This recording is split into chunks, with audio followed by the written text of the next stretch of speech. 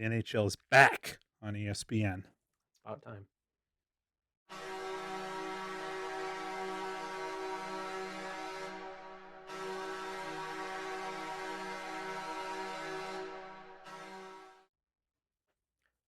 All right, the Red Wings actually had a pretty good week this week. I don't think many of us thought going in, a 2-game series against Tampa Bay was going to end up well.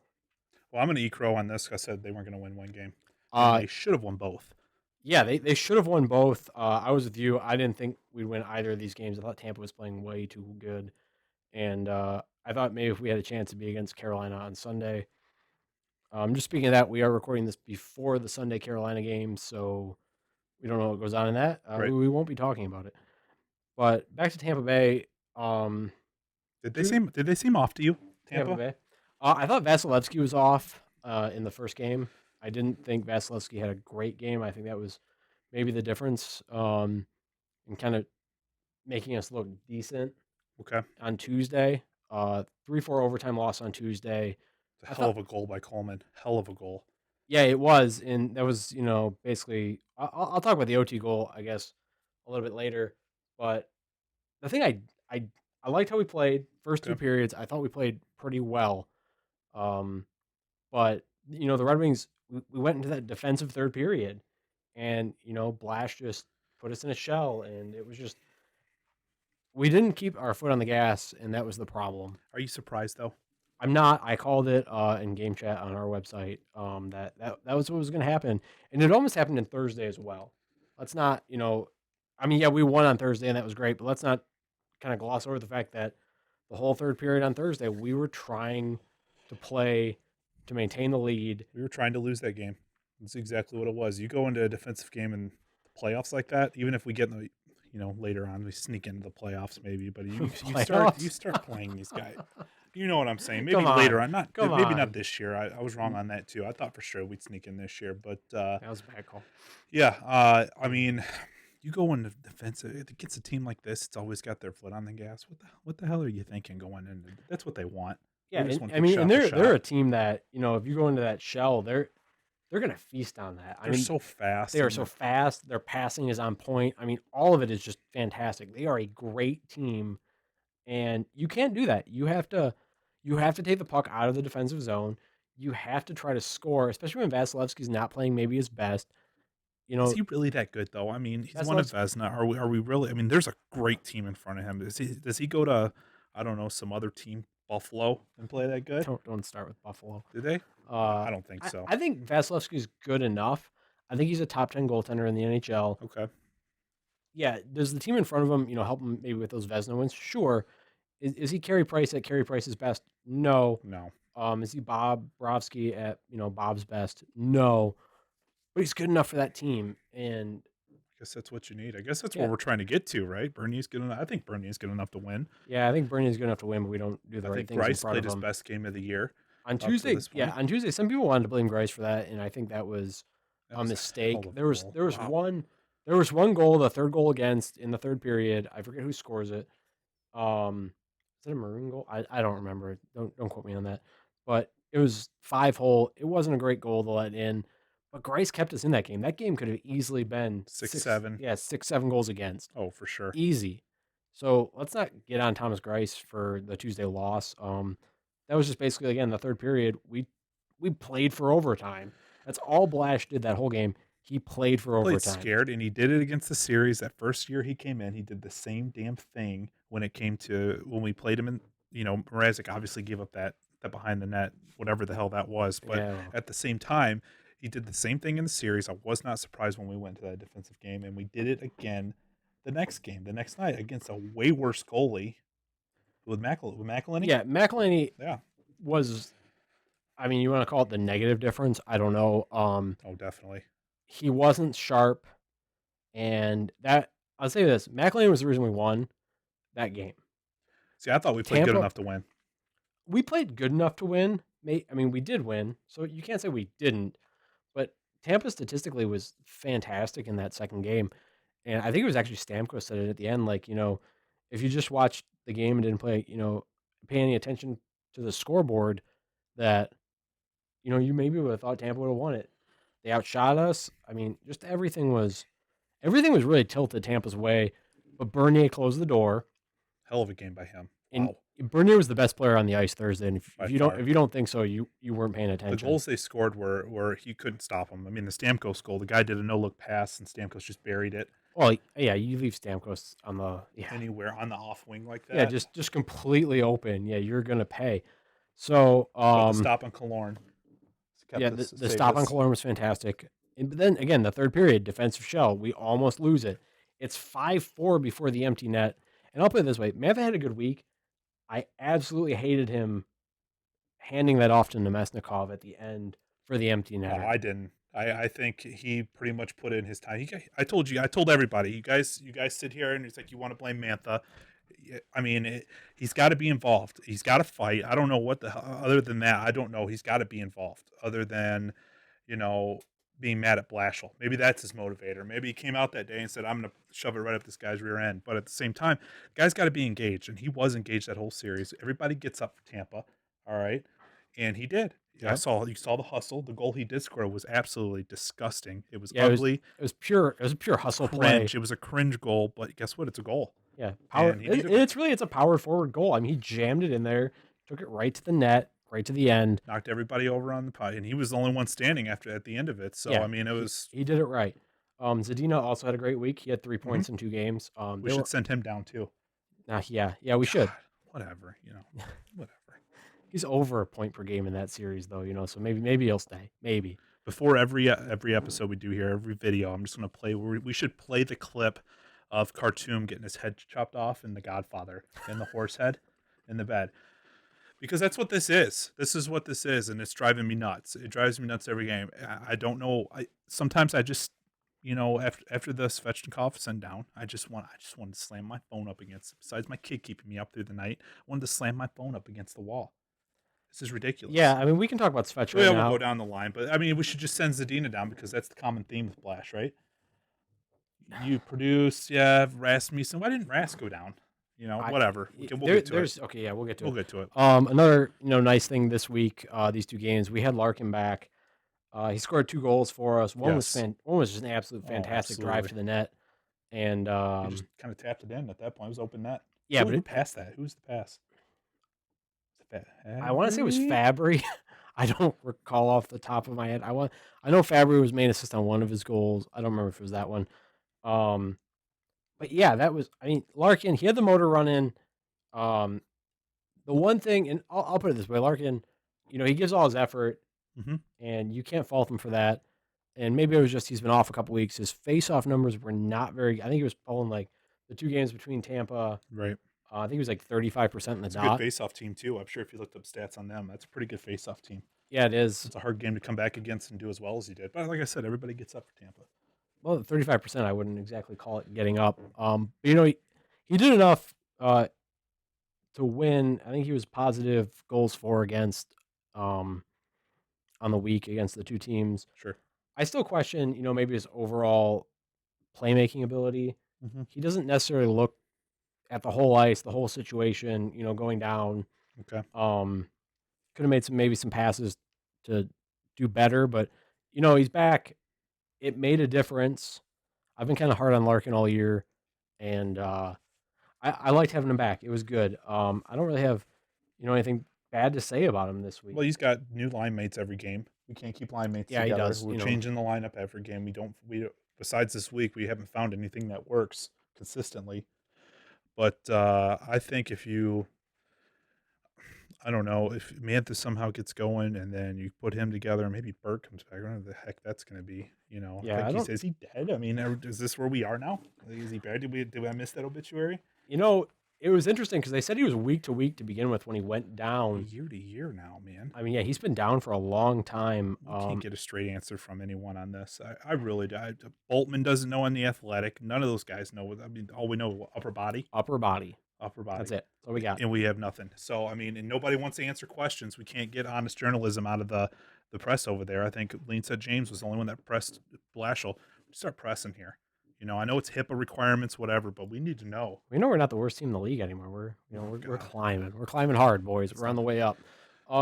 Speaking of, let's reverse it to on the way down. Let's talk about Svech. This is probably the major heartache in Tell me what you Red really Wings. feel. Tell me what you really feel on this. There's absolutely no reason Evgeny Svechnikov should be playing in Grand Rapids right now. Agreed. There's none. There's nothing statistically to back this up. Right. There's nothing eye test to back this up. There's nothing. There's no reason this kid should be playing in the AHL right now. He's 20. I mean, okay, let's put it this way. If he was 22, Okay. you could maybe make the argument that, hey, Just we want him playing first line minutes in the AHL. We want him, to get a lot of minutes. But he's 24. He should already be waiver eligible. But because he is waiver eligible. He's passed through waivers once already. And the only reason he's allowed to be sent down right now. But let's put it this way. And I'm just going to talk a little bit of statistics here. I'm not going to try to bore anyone. But he's got 4 points in 4 games. He's got 2 goals and 2 assists. So if that's not enough, which it obviously should be, he's a positive possession player at even strength. So there's that, which, that's nice. And obviously this is a small sample. But, you want to talk possession. Relative to his line mates on, the year, he's at plus 6.4% possession, which is huge. I think only Mantha is that high or higher on the team right now, relative possession. But again, I mean, yeah, it's 4 games. I'm sorry. And you can argue with me on this if you want. But let's look at Brome. He's got, 24 games played at this point. He's got 1 goal. He's running 46% possession, and he's positive on offensive zone starts too. I think he's like 53% offensive zone starts. So if your ice time starts offensive zone more than not, and you're a negative possession player, you're not bringing enough. And I'm sorry, but in 24 games, you should have more than 1 point. Yeah, it's a goal. Yeah, it was a nice goal. But you should be bringing something. And let's talk about Darren Helm, too, who I'm a huge Darren Helm fan. Darren Helm brings great intangibles. We're in Dan Cleary territory with Darren Helm, aren't we? Are we there yet?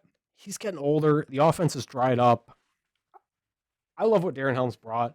Darren Helm took us to the finals 1 year overtime against Chicago. I mean, I'm a huge Darren Helm fan. Josh doesn't agree on this. It's Dan Cleary territory for me. This guy's been in the lineup for years. Okay, he got us here in 1989 or whatever like that. We're talking Brandon Inge of the team now, right? If you're familiar with Detroit sports, it's the Brandon Inge of the team at this point. Great guy. Seems really good in the interviews. But here we are. Got all these young kids sitting down here. Yeah, I'm not arguing at this point to keep Helm in the lineup. I'm just prefacing with this. I am not a Helm doubter. I'm not a Helm hater. 2 positions that need to be filled right now. Helm, Brome should be who? Svech and Smith, right? It should be Svech and Smith. It should be. Right. But let's look at Helm. Helm's got 3 points in 19 games. Okay. So, yeah, he's not point per game, boys. Like, let's say that. Which Svech is so far. Small sample, whatever. Right. But Helm's no longer a positive possession player. He's dipped below 50% possession. Okay. Even though his defensive zone starts are extremely higher than his offensive zone starts, so you can give that. Right. But Svech should be in for one of these 2 guys. There's no reason against it. Full time. None of this taxi squad BS. We got to save money on the cap. Whatever. This full time. There is no reason for Svech to be playing in the AHL, be playing with himself on the taxi squad. Right. None of it. He should be in the NHL, period. Right. The end. Done. So Blash was just making this is who I want in my lineup. Granted, we played well against Tampa, but at the same time, like, what are we going to make the playoffs? Yeah, but Brome didn't play great against Tampa. Exactly. We're not Helm didn't play great against Tampa. It wasn't those 2 guys that made the difference. Right. I think Brome sacked because we played 7D. We have Smith up. Mantha doesn't have to fight. Right. Yeah, Ernie maybe doesn't have to fight. Ernie's probably not concussed right now, going through protocol. I'm sure he is.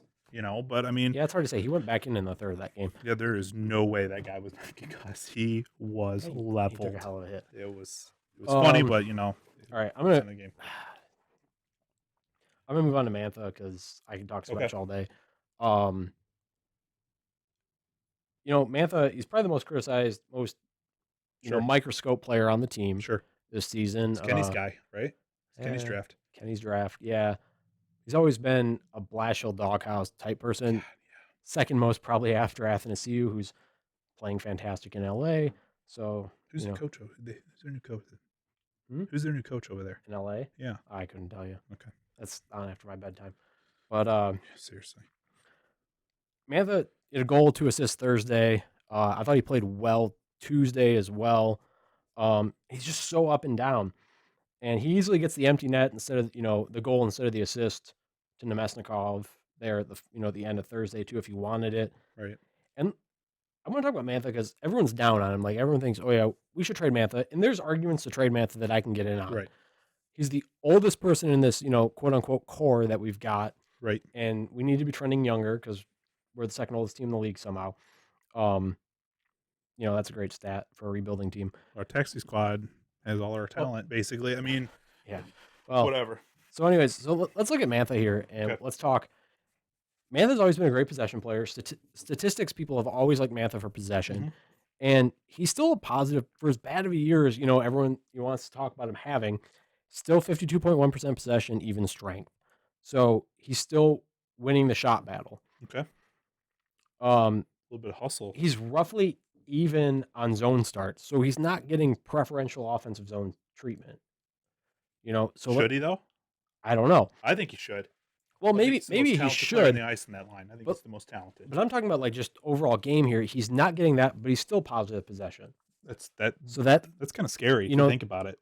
If you're that good of a player and you're still kind of thriving. Yeah. So I mean, he's still doing okay. His shooting percentage is roughly the same. So he's not snake bit. Right. He's not doing things wrong. He's not taking low percentage shots necessarily. He is at the lowest of his career right now with 10.9 shot percentage. But his career high is only 12.8. So I look around. Well, you're telling me this. He's thriving. And then I look around. What's the problem? What could possibly be the problem? The problem is he needs to shoot more. Okay. That's what I'm taking away from Mantha here. Mantha needs to get in. Mantha needs to shoot more. Right. Maybe you do need to start him more in the offensive zone. Maybe he needs to join preferential possession treatment on the power play. He's one of the best on the team, if not the best in space. Yeah, I would agree with you there. Yeah, he's great in space, and his passing's good. There's nothing really to dislike about his game. He's got a good high IQ too. He makes good passes. Yeah, he does. He's just not shooting the puck, and that's what he really needs to do. Right. And he always talks about you get him in interviews every now and then. He mentions like, yeah, I want to get 5 shots a game, but I think on Thursday he had 2. Mm-hmm. He had 2 shots, so 1 was a goal. But yeah, he's got to force it at this point. Yeah, I think you force it. I think you take, maybe you're not quite where you want to be. Right.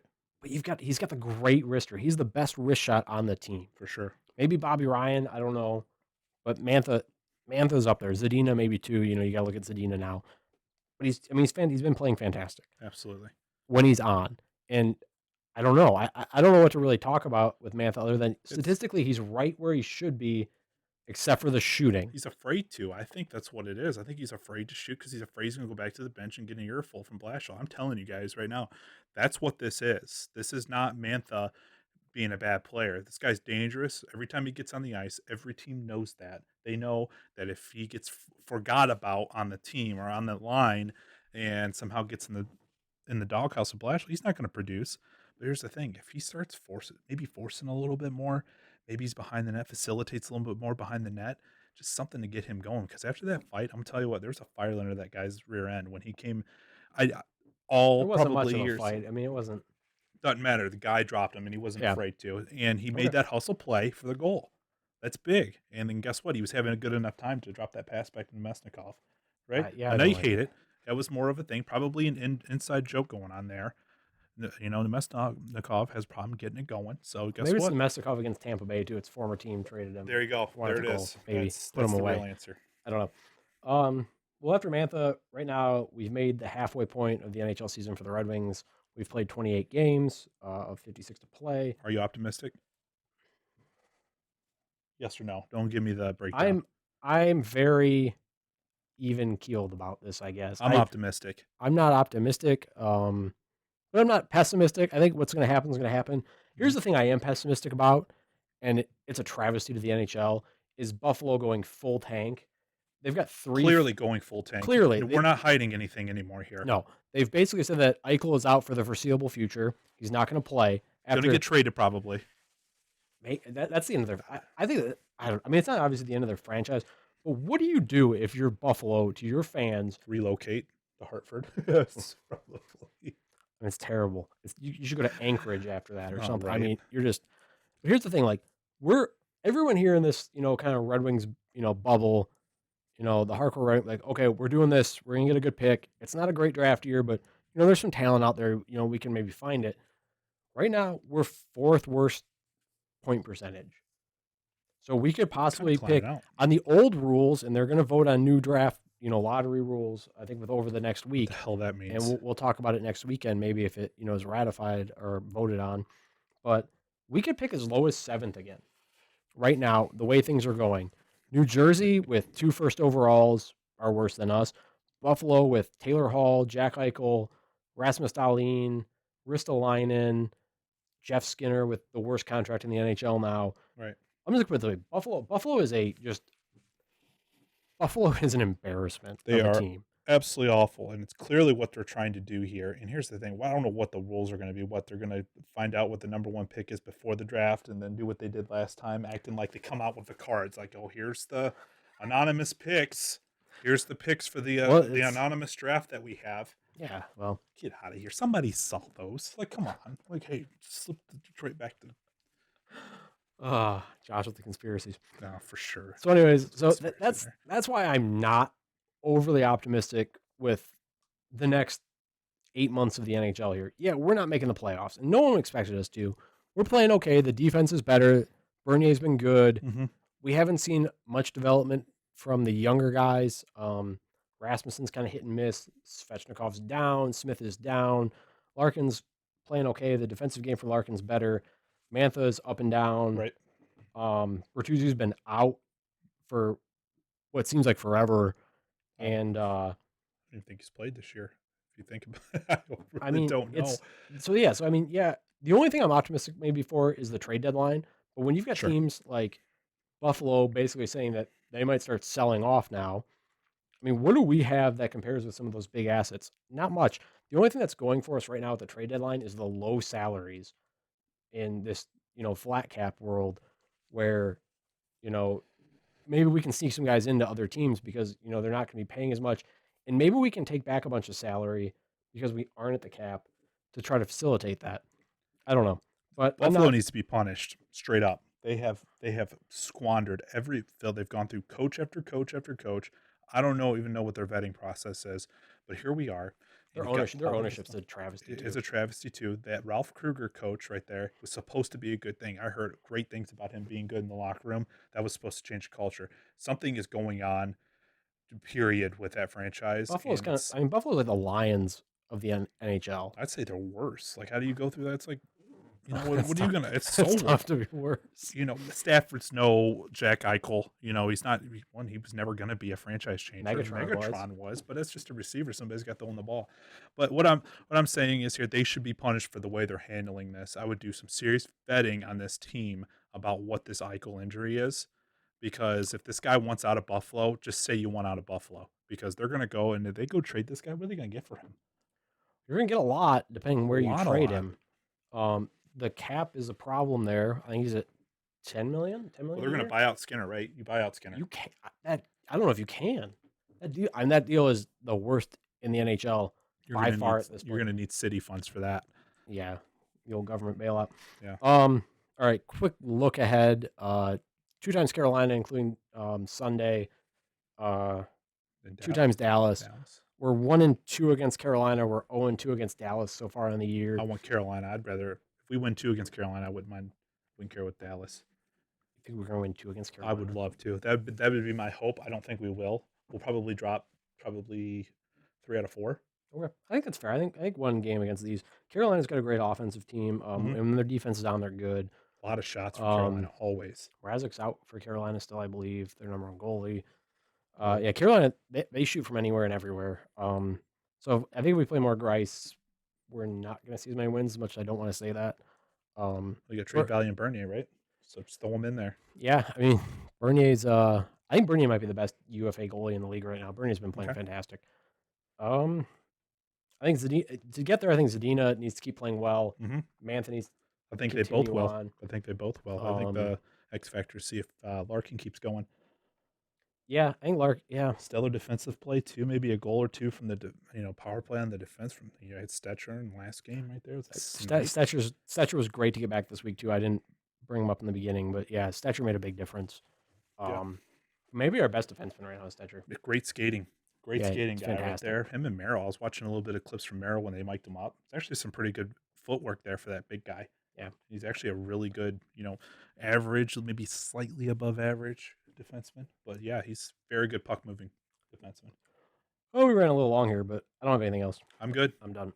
Like, subscribe, hit the bell, helps out. Other than that, if you want to come talk Red Wings hockey, we talk it all week on WingsCast. wingscast.com. See you guys. Have a good week. See ya.